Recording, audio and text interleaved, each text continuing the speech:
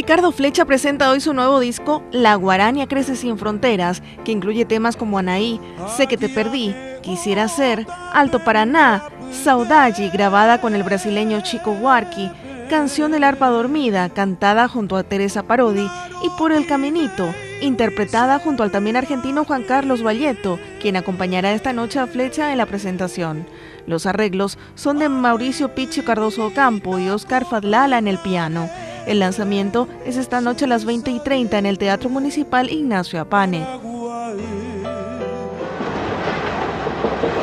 El ciclo del mejor cine de la República de China-Taiwán concluye hoy con la proyección del filme Polvo en el Viento, obra de Hou Xiaoxian, sobre las contradicciones existentes entre la ciudad y el pueblo, la tradición y la modernidad, el presente y el pasado. La función es a las 19 en la Manzana de la Ribera con acceso libre y gratuito. La película española De tu ventana a la mía se proyectará hoy. El filme de la directora Paula Ortiz relata la historia de tres mujeres en tres épocas y un amor que se va entretejiendo. La proyección se inicia a las 19 horas en el Centro Cultural de España Juan de Salazar.